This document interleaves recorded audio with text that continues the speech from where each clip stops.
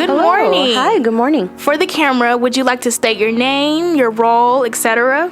Yeah, absolutely. So my name is Jackie Herrera. I am currently the Director of College Connection at the Oasis Center. Okay, great. So I just have a few financial aid questions for you since you are financial aid Oasis member. And so what is FAFSA and why is it important? So FAFSA is the free application for federal student aid. The reason that it is important is that it is the form of which students and their families can formulate and know from the Department of Education how much money they're getting in support of their higher education goals. So that it's the way that the government determines how much aid that they will give based on the family's financial need and the expected family contribution. When should students fill out their FAFSA form and how long will it take?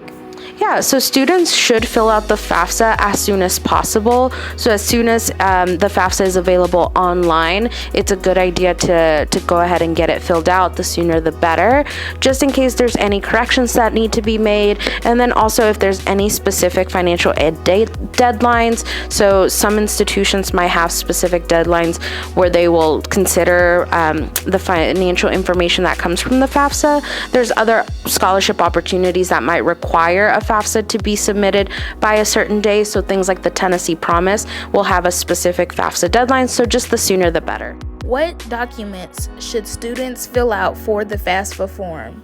In preparation for the FAFSA, students should consider kind of starting to accumulate necessary documents. So the most common things that we'll need is a copy of the student's social security number.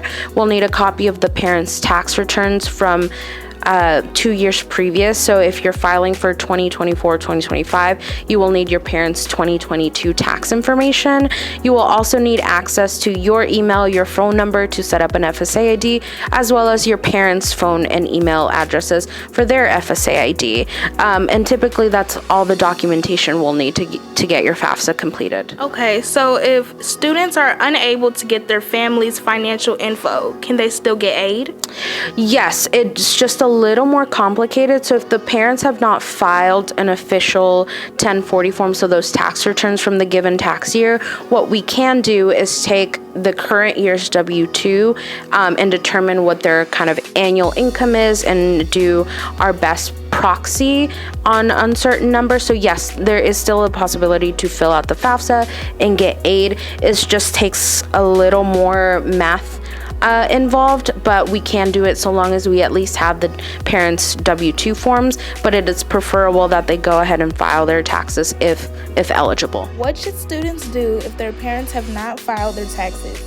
So what they can do is see if their parents have W-2s on hand for the current tax year, and then they can reach out to a financial aid officer, a financial aid counselor at the school that they're applying to can also help, or they can reach out to a college access professional like through Gear Up or through the Oasis College Connection program, and we're more than happy to help. If a student has divorced parents, how should they go about the FAFSA form? Yeah, absolutely. So with divorced parents, what you would have to do is invite both parents to be contributors, and they would both have to provide their financial information.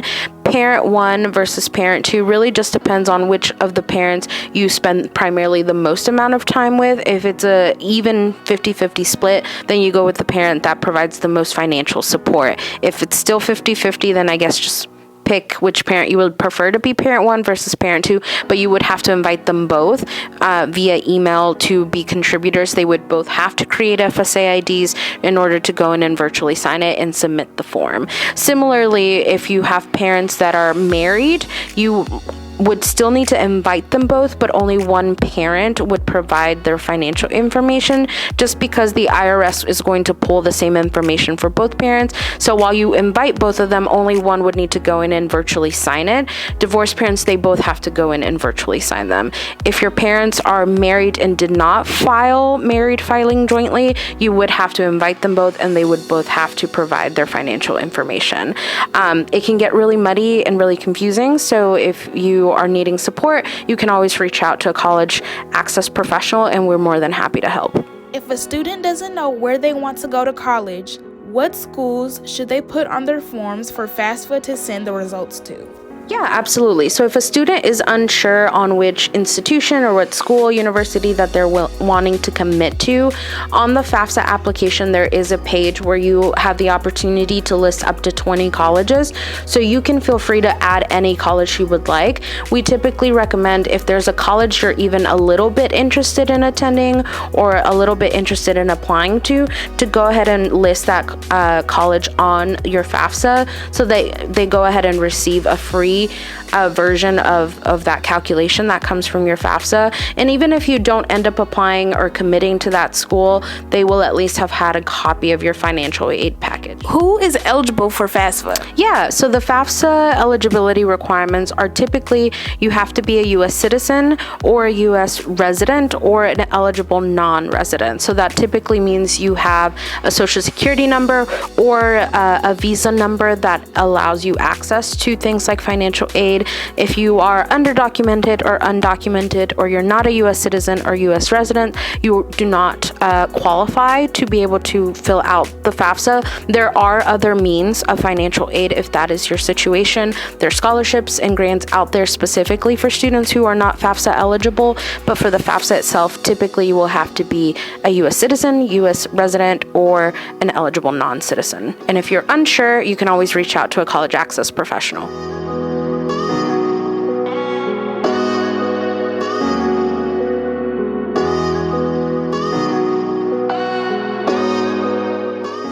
There were big changes with FAFSA this year. Can you tell us what those specific changes were and how did they affect families who are applying? Yeah, absolutely. So this year we saw a very interesting cycle with the FAFSA. It was delayed. Typically the FAFSA would open on October 1st. This year, with all of the changes that have been made to the FAFSA application, we did not actually get a chance to have the application open until January 1st. So that's a whole semester that it was delayed. And with that delay came a lot of further delays with what the typical college process looks like. So applications were delayed for students. Students did not get responses from universities on whether they've been accepted or denied. But then also the big change was typically students receive a financial aid package of here's how much you're getting from the government, here's how much you're being offered in loans, and then on behalf of the school, here's how much we can offer you from the school directly. Typically all of that happens in the early spring semester of a student's senior year, because they have filed the FAFSA in the fall. With the delays with the application, we saw a huge delay with the entire process. So students were facing graduation having not selected a school just yet because they didn't know how much money they would be getting. So FAFSAs were not actually processed until mid to late March. So with that delay came a lot of delay with college selection, which typically happens before a student even graduates. So we were graduating students who still had no idea where they were going to school. Some other big changes were just how you fill out the FAFSA form. Typically in the past, a student would fill out their section, they would get asked a couple of questions about parents, and then they would be able to electronically sign and submit. And the whole process typically took about 15 to 20 minutes if we had the parents' tax information. This year, the biggest change that has been made was that everyone who is a contributor on the FAFSA application for a student was required to have an FSA ID, which was not something that was a part of the application process in the past. So the student would create an FSA ID, fill out the form, submit it, and we would be good to go. This year, the student would have to create an FSA ID, fill out their section, invite their parents to contribute financial information, and then in that invitation, the parent would be required to create an FSA ID so that they could go in and give their financial information and then electronically sign it. So both student and parent had to create an FSA ID, go through the process of getting that verified, submit the signature, and then the FAFSA form would be submitted. So what typically would have taken 20-ish minutes was now taking a matter of weeks, because we would have to go through the verification process for parents.